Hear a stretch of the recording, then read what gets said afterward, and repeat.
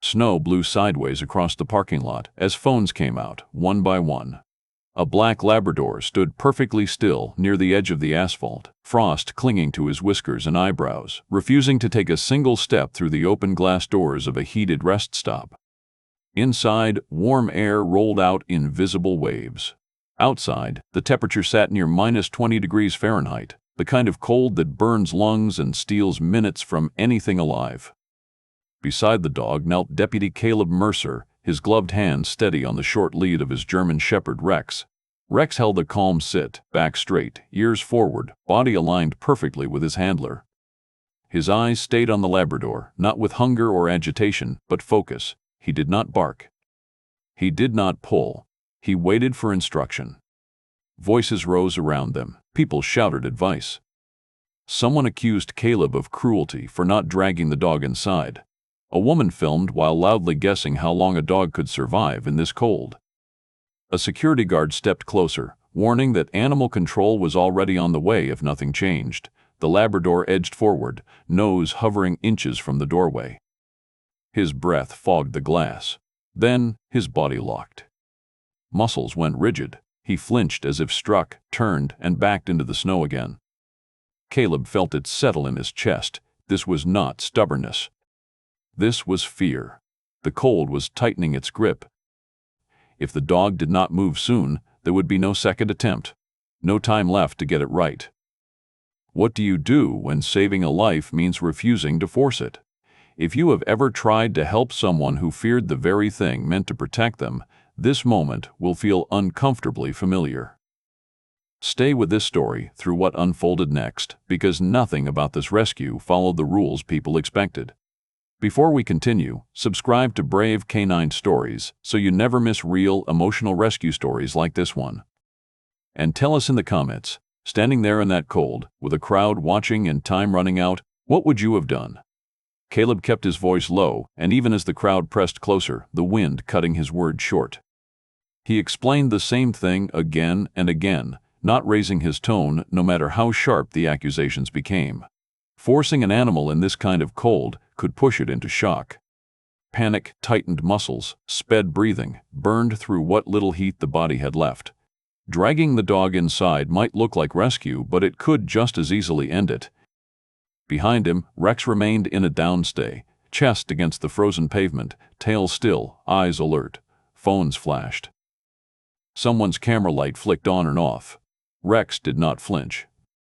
Caleb gave him one quiet command, barely more than a breath: stay. The German Shepherd did not shift a muscle. That calm, that discipline, was deliberate. Rex was there to anchor the moment, not dominate it. Caleb's attention kept drifting back to the Labrador. The dog's gaze never wandered. He did not look at the people shouting. He did not glance at the bag of food a woman slid across the snow. His eyes stayed locked on the doorframe, as if it were a living thing. Each time a gust of warm air spilled out, brushing his face, his breathing changed, shorter, faster. His shoulders tightened. The closer he got, the worse it became. That was the first warning Caleb recognized. Not resistance, but anticipation. The kind that came just before panic. A man pushed forward from the crowd, impatience written all over his face. He reached for the Labrador's collar, saying something about how easy this would be if people stopped overthinking it. Rex rose half a step without sound, body angled between the man and the dog. His head stayed level, eyes fixed. Caleb did not look back when he spoke. Leave it. Rex froze instantly, weight settling back, warning delivered and withdrawn in the same breath. The man stepped away, suddenly less confident. No teeth had been shown. No bark had broken the air. The message had still landed.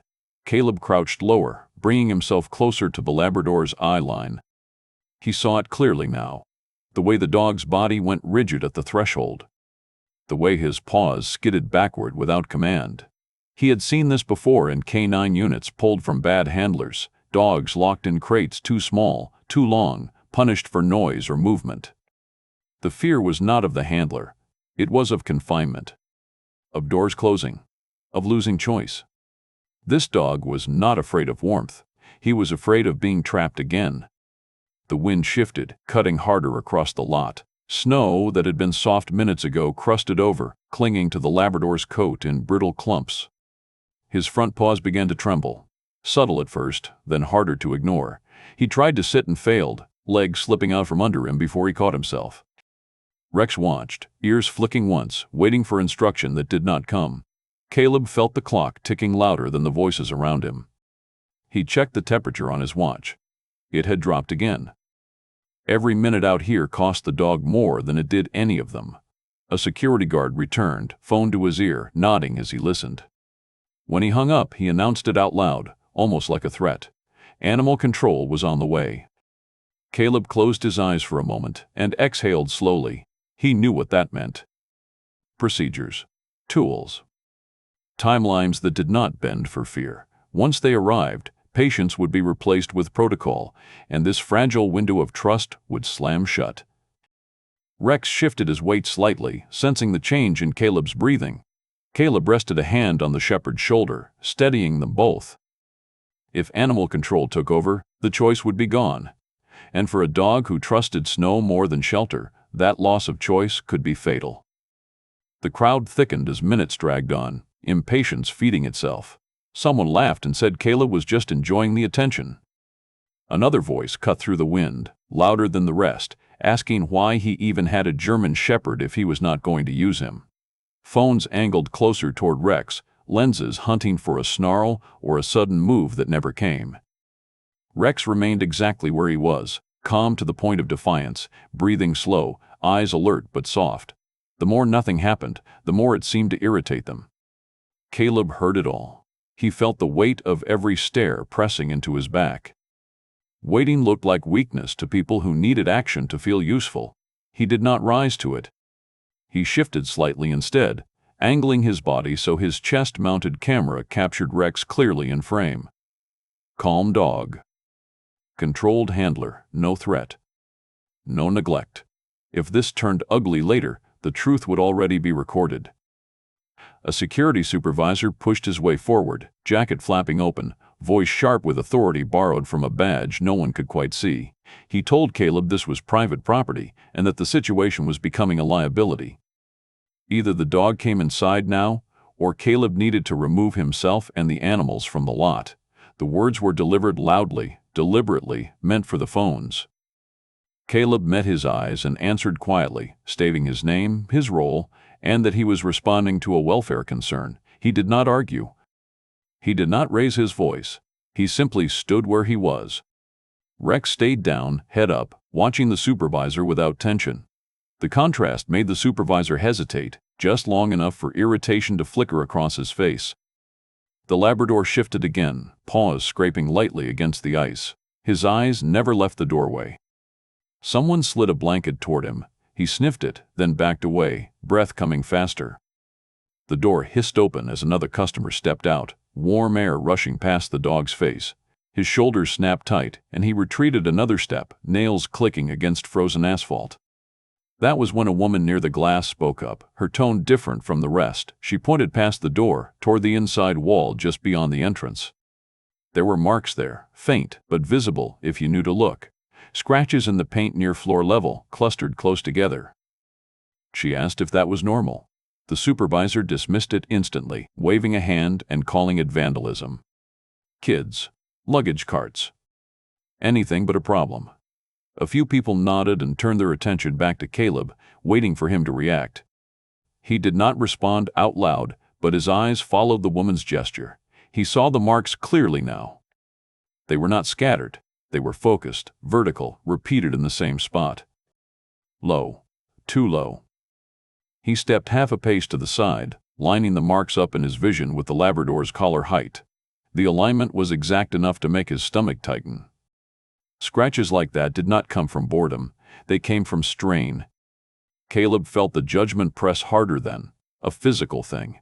Every instinct in him wanted to move faster, to silence the criticism by doing something decisive. He resisted it. The dog did not need to pay for other people's discomfort. He needed time, and time was the one thing no one wanted to give. Rex shifted his gaze briefly to Caleb's face, reading the tension there. Caleb rested 2 fingers against the shepherd's shoulder, grounding them both. Rex exhaled slowly and settled deeper into his position, unbothered by the noise, by the cameras, by the cold creeping up through the concrete. The supervisor checked his phone again, loud enough for those nearby to hear. He announced it with a kind of satisfaction, as if it ended the discussion. Animal control was on the way. 15 minutes out. The number landed heavy in the air. 15 minutes in this cold could mean everything. Caleb looked back at the Labrador, saw the tremor running through his legs now, more pronounced, harder to hide. The clock had been named, and it was ticking louder than ever. The tone shifted when the ropes went up. Bright plastic tape was stretched between metal posts, cutting the entrance off from the rest of the lot. What had been a loose crowd became a controlled perimeter, and with it came a subtle change in attitude. The security supervisor declared the dog abandoned, said it plainly and loudly enough for the cameras to catch. Abandoned property fell under different rules, faster rules. Less patience. Caleb did not argue. He adjusted again, stepping just enough to keep both dogs within the taped boundary. Rex moved with him without command, placing his body naturally between Caleb and the Labrador, angled sideways, non-threatening but deliberate. He was not guarding. He was buffering. His presence created space without force, and the Labrador leaned into that space instinctively, pressing closer to Rex's shadow than he had come to any person. With the crowd pushed back, the noise dulled slightly, replaced by the whistle of wind against the glass doors. Caleb used the quiet. He raised his phone slowly and took photographs through the window, careful with angles, documenting what the tape and bodies now blocked others from seeing. The scratches near the base of the wall, the chipped paint, the pattern that repeated just enough to tell a story. Rex stayed still, eyes forward, ears flicking at the click of the camera. The Labrador did not react to the phone at all. His focus remained fixed on the threshold, pupils blown wide, breath puffing in uneven bursts.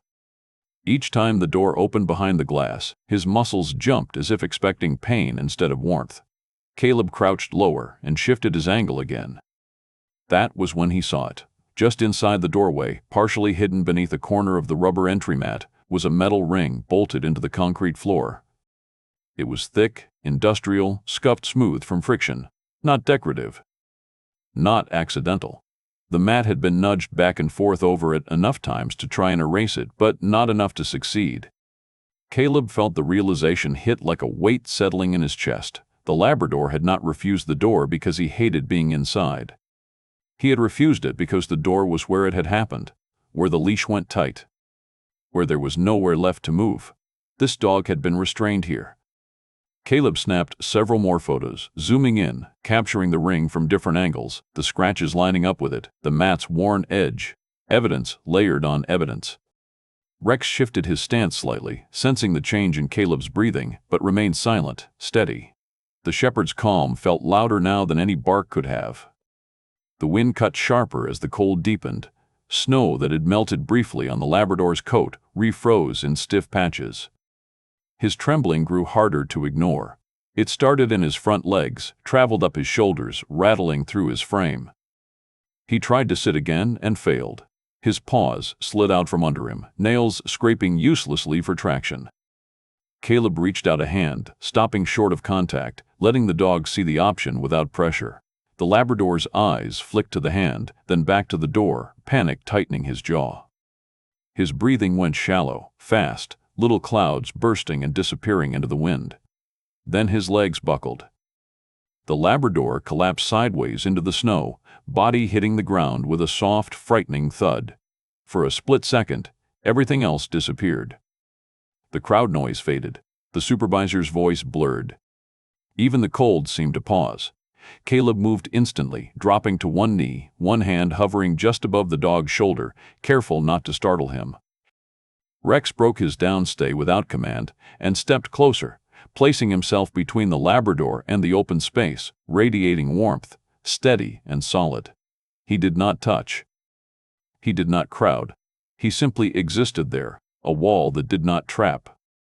The Labrador's chest fluttered, breath catching, then restarting in uneven gasps. Snow clung to his muzzle. His eyes squeezed shut, then opened again, unfocused. Time compressed into seconds. Into heartbeats. Caleb knew that whatever happened next would decide everything. The collapse snapped the mood from impatience to urgency, and with it came someone new. A man in a heavy coat pushed past the tape, flashing a laminated card too quickly for anyone to read. He said he represented property management and spoke with the confidence of someone used to being obeyed. He ordered Caleb to step back immediately, claiming this was now an internal issue. He warned that remaining inside the restricted area could be considered trespassing. Caleb did not move. He straightened slowly, keeping one knee close to the Labrador, making himself visible but non-threatening. He responded calmly, stating his name, his role, and his obligation to ensure the animal's welfare until it was safely transferred. His tone stayed level, legal, unshaken. He cited duty of care and ongoing documentation. The words were precise, chosen carefully, not for the man in front of him, but for the record being captured. The man scoffed and took another step forward, eyes flicking briefly to the Labrador lying in the snow. That was when Rex changed. The German Shepherd did not bark or bare teeth. He rose smoothly into a silent, alert stance, weight forward just enough to matter, body squared, eyes locked. His presence filled the narrow space between Caleb and the man without a single aggressive signal. It was restraint perfected, power held in reserve. Caleb did not look away from the man when he spoke. One word. Quiet. Absolute. Hold. Rex froze in place instantly, muscles coiled but motionless. The warning landed without escalation. The man stopped short, instinct overriding bravado. He glanced around, suddenly aware of the phones pointed in his direction, the body camera catching everything, the shepherd standing ready but controlled. No one said anything for a beat. The wind howled through the taped corridor, whipping loose snow against their legs. Behind Rex, the Labrador stirred. He lifted his head weakly, eyes unfocused at first, then drawn again to the doorway. Inch by inch he began to crawl forward, dragging his front paws through the snow. Each movement was labored, his body shaking harder now, tremors running through his shoulders and spine. He reached the edge of the mat outside the door, nose brushing the rubber. The warmth hit his face. His breathing spiked instantly. His body locked, as if a switch had been flipped. He froze in place, chest heaving, muscles rigid, eyes wide and glassy. The doorframe loomed inches away, and yet might as well have been a wall. The closer he got, the worse it became. His paws scrabbled backward, nails scraping, until he was stuck halfway between collapse and retreat. Caleb lowered himself again, voice barely above the wind as he spoke softly. Not commands, just presence. He did not touch. He did not reach. He let the dog feel the choice, even as the cold stole time away from them. The man cleared his throat and tried again, louder now, repeating the trespassing threat, insisting Caleb was interfering with private property procedures. His confidence rang hollow. He stayed where he was, careful not to cross Rex's invisible line. Then headlights cut through the blowing snow at the edge of the lot. A white vehicle pulled in faster than expected, tires crunching over ice. The words, "Animal Control," were visible on the side before the engine even shut off. Doors opened. Radios crackled. Boots hit the ground. They were early. The man's shoulders relaxed as if the decision had been made for him. The supervisor nodded toward the newcomers, satisfaction creeping back into his expression. The clock that had been counting down in whispers was suddenly loud again, ticking toward procedure and tools and choices that did not bend for fear. Caleb felt the shift immediately. He glanced at the Labrador, still frozen near the threshold, shaking so hard his teeth rattled faintly. Rex remained locked in place at Caleb's side, steady as stone, waiting for the next command. The window they had been given was closing faster than anyone had planned, and once animal control took over, patience would no longer be part of the equation. The arrival of animal control brought a sudden sense of order to the chaos, and with it, confidence to the wrong people. The supervisor stepped back, arms crossing as two officers unloaded their gear.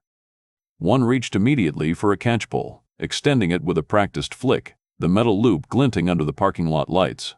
Procedure had arrived, and patience was already slipping away. Caleb stood up slowly, raising one hand, palm open. He spoke clearly, not loudly, asking for a moment before any tools were used.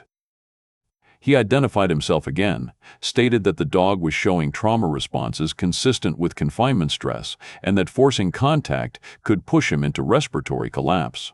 One of the officers hesitated. The other glanced at the Labrador's shaking body and frowned, but kept the pole ready.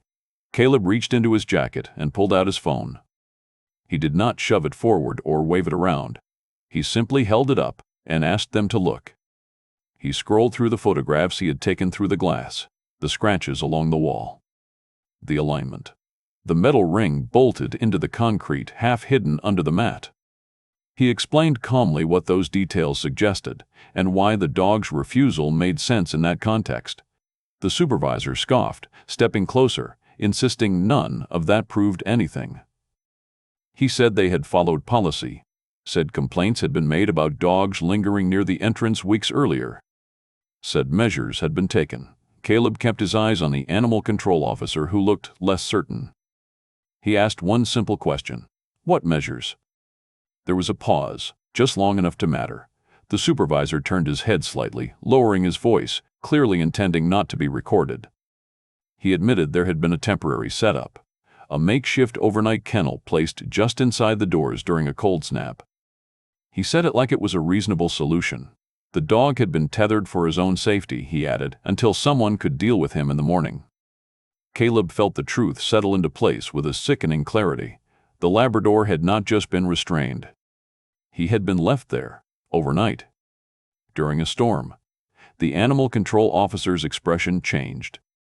Phones in the crowd tilted forward again, catching fragments of the admission despite the supervisor's attempt to keep it quiet. The supervisor straightened quickly, realizing too late that the damage was done. He doubled down instead, insisting the setup complied with internal guidelines, that the dog had food and shelter, that no harm was intended. Policy was his shield now. Caleb looked down at the Labrador, whose sides were rising and falling faster than before. The dog had gone still again, but not in the way he had earlier. His breaths were shallow, barely lifting his ribs. His tongue peeked out slightly, dry and pale against the dark of his muzzle. The shaking had slowed, replaced by a frightening stillness. Rex sensed it immediately. Without command, he lowered himself closer, body angled to block wind, head dipped just enough to stay in the Labrador's peripheral vision. He did not touch. He did not crowd. His presence was steady, grounding, a quiet constant in a world that had taught this dog that stillness meant pain. Animal control debated in low voices. One officer argued that the evidence changed things. The other insisted they could not ignore procedure. The catchpole remained extended, hovering just outside reach, its shadow stretching across the snow. The supervisor stood taller now, confidence returning as he leaned on the word policy. He insisted the dog was abandoned, that the situation was being exaggerated, that there was no proof of abuse. He spoke as if the outcome was already decided. Caleb felt the pressure from every direction. From the cold, from the crowd, from the clock ticking inside the Labrador's chest. He knelt again, closer this time, and spoke softly, narrating his actions aloud so the camera would capture it all. He requested a delay, just minutes. Enough time to stabilize breathing. Enough time to avoid turning fear into finality. The Labrador's breath hitched, then shortened again, each inhale weaker than the last. His eyes fluttered, struggling to stay open. The midpoint was no longer theoretical. The truth was out, and it had raised the stakes instead of lowering them. And while the people arguing believed they were winning, the dog was running out of air. The argument behind Caleb blurred into noise as he made a decision that had nothing to do with policy. He shrugged out of his heavy coat and let it fall open in his hands, steam rising briefly from the warmth trapped inside. Slowly, deliberately, he laid it on the ground between the Labrador and the doorway. Not inside, not blocking the entrance. Just enough to cover the icy strip where snow and concrete met. It was not an invitation. It was a boundary that did not close. Caleb shifted back half a step and raised his eyes to Rex. His voice stayed calm, measured, the same tone he used on the worst days in training when control mattered more than speed. Down. Here. Rex moved instantly, lowering himself beside the doorway, chest to the ground, body angled slightly inward toward the building. He did not lie across the entrance. He did not block the dog's path. He became something else entirely, a presence, solid and warm, close enough to be felt but far enough to leave space. His breathing was slow and audible, a steady rhythm cutting through the wind. The Labrador's eyes flicked toward Rex for the first time in minutes. Caleb stayed where he was. He did not call. He did not coax. He understood now that his voice, his hands, his intentions all carried weight. The dog could not afford to trust yet. Rex was different. Rex was calm without expectation, calm without consequence. The wind cut harder, driving needles of snow across the lot. The Labrador's breath shuddered in and out, shallow and uneven. His front paw slid forward, touching the edge of Caleb's coat. He flinched, pulling it back, then paused. The fabric did not tighten. It did not move. Nothing bad happened. Rex did not look at him directly. His gaze stayed forward, unfocused, deliberately non-threatening. His body radiated heat, visible now in faint wisps where his breath met the cold air. The Labrador edged closer, dragging himself inch by inch, stopping often, each movement costing more effort than the last. Caleb felt his chest tighten as he watched. This was the edge of it, the place where dogs either made a choice or shut down completely. He kept his hands visible, open, resting on his knees. He spoke softly, not to the Labrador, but to the officers, narrating his actions, buying seconds without demanding them. The Labrador reached the coat again, pressing his chest into it. His body shook violently, but his breathing slowed just enough to matter. He lifted his head, eyes drifting again to the doorframe, then back to Rex. Another inch. Rex did not move. He did not adjust. He simply stayed exactly as he was, a constant in a moment that had offered this dog nothing but instability. The Labrador's nose brushed Rex's flank. The contact was accidental at first, then deliberate. He froze, waiting for correction that never came. When none did, he leaned in. The effect was immediate and fragile. The Labrador's shuddering eased slightly as warmth transferred from Rex's body into his own. His breathing deepened by a fraction. Not enough to celebrate. Enough to survive another minute. Caleb swallowed hard. He saw it clearly now. The dog was not responding to him, not to authority, not to commands. He was responding to example. To another dog showing him that being near the doorway did not mean being restrained, that warmth could exist without pressure. That truth settled into place, as solid as the concrete beneath them. Behind them, voices rose again, arguing about time limits and liability. The catch-pole shifted in someone's hands. Caleb ignored it all.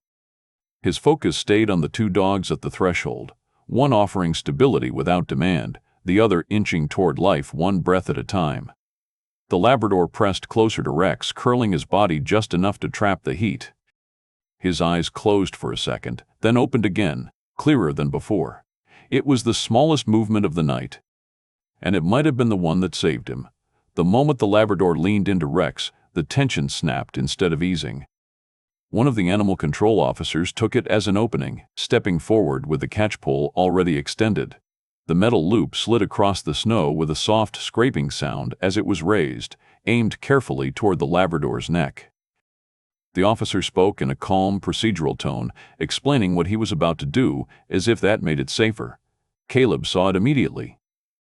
He straightened and lifted one hand sharply. "Stop." His voice cut clean through the wind, firm now, no longer negotiable.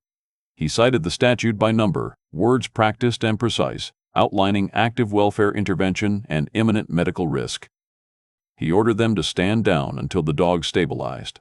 The officer hesitated, but only for a second. The loop moved anyway. Caleb did not shout. He did not step forward. He turned his head slightly toward Rex and gave a single, clipped command. "Block." Rex rose in one smooth motion, no bark, no growl, no teeth. He stepped forward just enough to place his shoulder between the pole and the Labrador, body angled sideways, absorbing space instead of attacking it. There was no contact with the officer, no snap, no threat beyond presence. The message was unmistakable. This line would not be crossed.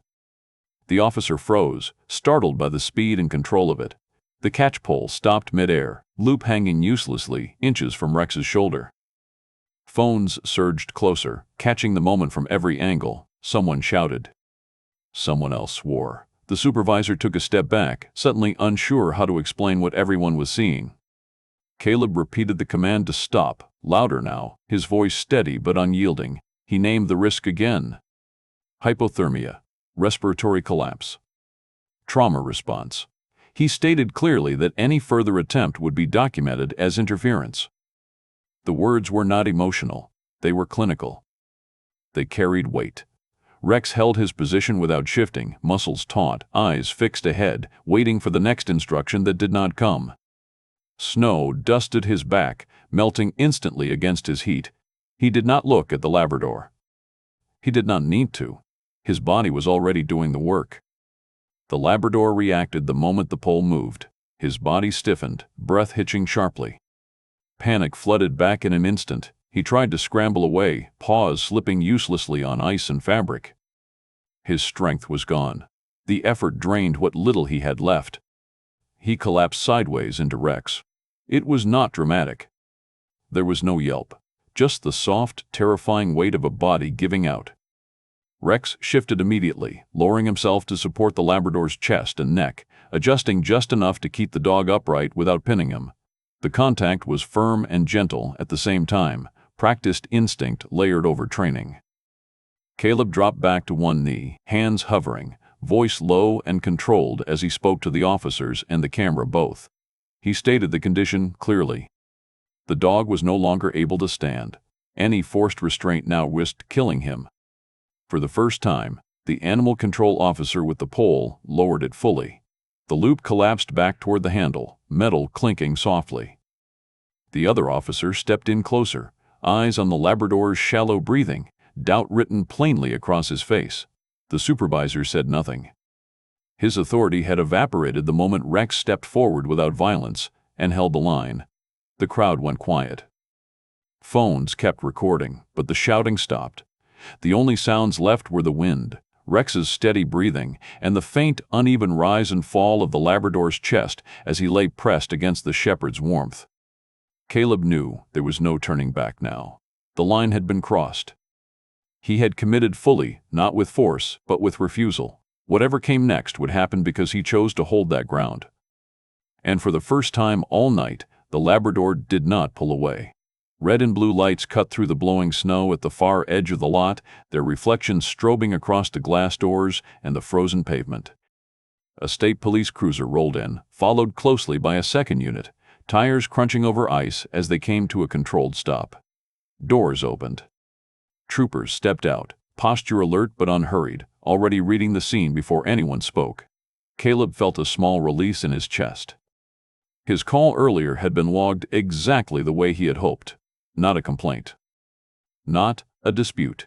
A welfare risk with escalating medical danger. The senior trooper approached first, nodding briefly to Caleb, then scanning the setup, the taped perimeter. The animal control officers.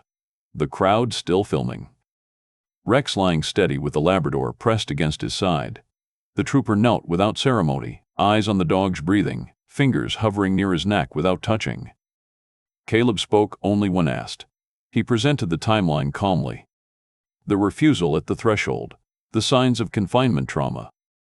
The collapse. He showed the photographs on his phone, one by one. Scratches aligned low on the wall. The metal ring bolted into the floor. The mat partially covering it. He pointed out the location without embellishment.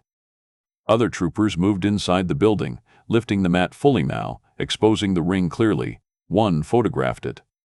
Another measured its height relative to the scratches. The pieces fit too cleanly to ignore. Phones in the crowd caught everything. Several bystanders spoke up at once, offering footage of earlier moments. The attempted grab. The collapse. The catch-pull moving forward. The supervisor's quiet admission, half captured from different angles, stitched together by overlapping recordings. The supervisor tried to explain policy again, but his words landed flat. The senior trooper stopped him with a raised hand and asked a single question.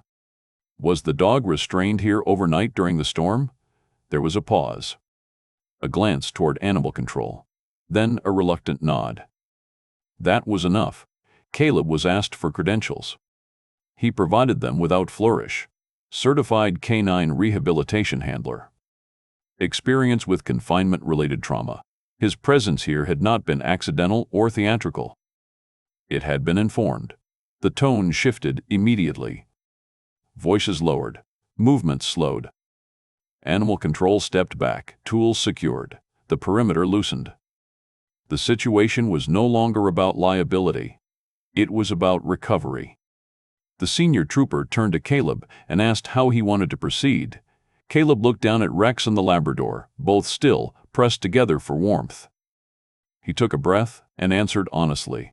The dog needed to choose. Forcing him now would undo what little progress had been made. The trooper nodded once. Make it happen. Caleb crouched beside Rex and rested a hand briefly on his shoulder.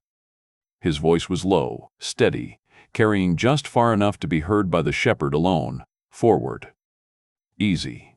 Rex rose slowly and shifted position, stepping just inside the doorway. He did not pull. He did not lead. He moved parallel to the entrance, body angled so the Labrador could follow without feeling guided or trapped. The door was held open wide. No one stood behind it. No one blocked the exit. Warm air rolled out, wrapping around both dogs. The Labrador lifted his head, eyes darting once toward the frame, then to Rex. He hesitated, muscles tightening, breath quickening. Rex stopped immediately, holding position, offering presence without pressure. Seconds stretched. Then the Labrador took a step. One paw crossed the threshold and landed on the mat. Nothing happened. No leash tightened. No hands reached out. Rex remained still. The second paw followed, then the third. His body shook violently, but he kept moving, drawn by warmth and the steady calm of the dog beside him. When his back paws crossed inside, a collective breath was released from the crowd without anyone meaning to. The Labrador collapsed onto the mat, not from fear this time but exhaustion. He curled instinctively toward Rex, pressing into the shepherd's side. Rex lowered himself beside him, anchoring him again. Silence fell over the lot. Phones lowered. No one spoke. The moment belonged to the dog who had finally chosen warmth on his own terms. The troopers issued citations quietly. Property management was cited for improper restraint and endangerment. The use of temporary tethering at the entrance was suspended pending review. Animal control documented the condition and arranged for immediate veterinary transport, with instructions to maintain an open environment. As the Labrador was carefully lifted onto a stretcher designed for animals, Rex stayed close until the last possible moment, eyes following him inside the vehicle. Caleb stood and finally allowed himself to exhale fully. Around him, the crowd dispersed in silence, the earlier judgment replaced by something else entirely. Respect. The Labrador did not wake up behind bars or steel. His recovery began in an open-air kennel built for animals that could not tolerate enclosure. 3 solid walls gave him shelter from the wind. The fourth side remained open to the world. There was no door to close, no latch to click, no threshold to fear.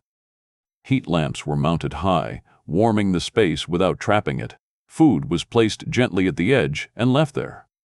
No one stood over him. No one reached for his collar. The first night was long. He did not sleep the way healthy dogs did. He rested in short stretches, eyes opening at every sound, body stiff whenever someone passed nearby. But his breathing stayed steady. That alone was a victory.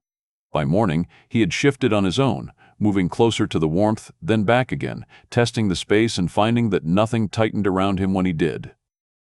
The days that followed were slow and uneven. Strength returned faster than trust. He learned that hands could offer food, and then withdraw, that leashes could exist without pulling. That rest did not always end in restraint. There were setbacks, moments when his body locked for no visible reason, when his breathing sped up and old fear rushed back in. Each time, the response stayed the same: space, patience, choice. When adoption discussions began, no one rushed the decision. He was not labeled difficult or broken. He was placed with handlers, trained specifically in trauma recovery, people who understood that progress would not look like obedience or enthusiasm. It would look like consent. It would look like a dog choosing to stay instead of being made to. Weeks later, Caleb and Rex visited once. There were no uniforms that day, no radios crackling, no commands spoken. Caleb stood off to the side, hands loose at his sides, letting the moment unfold without him. Rex lay down a short distance away, relaxed, uninterested, his body language open and calm. The Labrador noticed Rex almost immediately. He watched him for a long time before moving, reading the absence of pressure the same way he always had. Then he stood, walked forward a few careful steps, and stopped. Rex did not lift his head. He did not engage. He simply existed. That was enough. The Labrador settled down nearby, close enough to share warmth but not touching. His body stayed loose. His breathing stayed slow. He did not look toward the open edge of the kennel, as if expecting something bad to happen. For the first time since that night in the snow, he rested without bracing for impact. Caleb watched quietly and then left. There was nothing to add to the moment. No reassurance needed. No closure demanded. The Labrador did not follow him out. He stayed where he was, safe in a place that had never tried to keep him against his will. The cold night in the parking lot faded into memory, but the lesson it carried did not. What saved that dog was not strength or speed or authority. It was restraint. It was the refusal to confuse control with care. It was the understanding that some lives are not saved by pulling harder, but by stepping back and letting trust catch up. Safety is not forced. It is offered, again and again, until trust believes it.